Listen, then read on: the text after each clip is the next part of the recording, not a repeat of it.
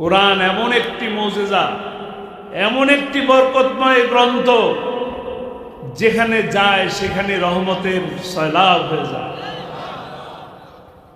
দেখুন রমজান মাস আসতেছে কিনা। 12 মাসের মধ্যে রমজান মাস সব থেকে বেশি সম্মানিত, রহমতের মাস, বরকতের মাস, নাজাতের মাস। কারণ কি? শাহরু রমাদানুল্লাযী উনজিলা ফীহিল কুরআন। রমজান মাসেই কোরআন নাজিল হয়েছে, এই কারণে এই মাসের এত মর্যাদা। একবার আল্লাহ বলবেন 70 বার আল্লাহ বলার সওয়াব পাবেন। একবার সেজদা দিবেন 70 বার সেজদা দেওয়ার সওয়াব হবে।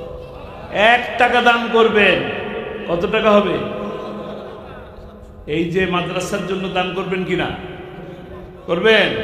এই মাহফিলের জন্য দান করবেন ইনশাআল্লাহ। রমজান চলেই আসতেছে, রমজানের নিয়ত করে টাকা দান করবেন, 70 গুণ বেড়ে যাবে ইনশাআল্লাহ।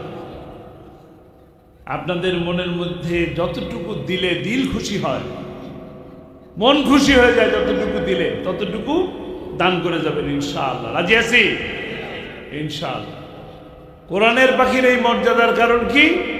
কোরআন।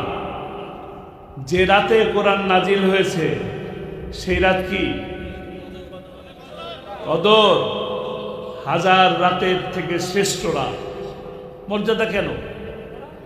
কোরআনের জন্য। সহজ জিনিস, কোরআনের জন্য। আজকে আমি যদি কোরআনকে ধারণ করি, কোরআনকে বুঝি, কোরআন নিয়ে যদি চলি, কোরআনের দাওয়াত যদি মানুষের কাছে পৌঁছে দেই, তাহলে কি আমিও মর্যাদাবান হব কি হব না?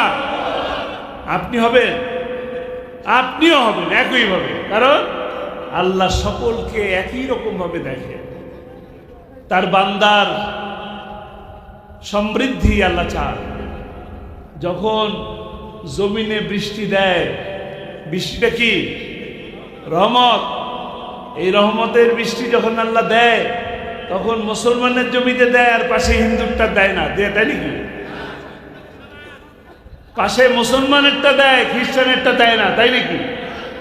দিলে যখন দেয় তখন কি সমানভাবে দেয় কিনা?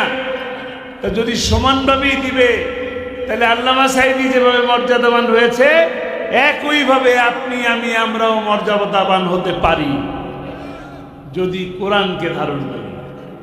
আসুন কোরআনকে বোঝার জন্য কোরআনকে পড়ি, 1-2টা আয়াত পড়ি, যে আয়াতের অর্থ বোঝার চেষ্টা করি।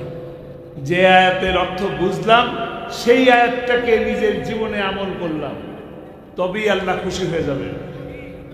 এবং আল্লাহ খুশি হলে সমগ্র পৃথিবী খুশি, আর সমগ্র পৃথিবী খুশি আল্লাহ নারাজ। লাভ হবে? লাভ হবে।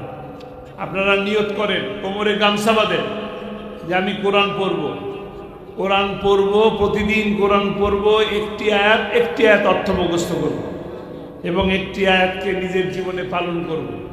ইনশাআল্লাহ আল্লাহ তাআলা আপনাকে সব দিক থেকে মর্যাদাবান করে দেবেন।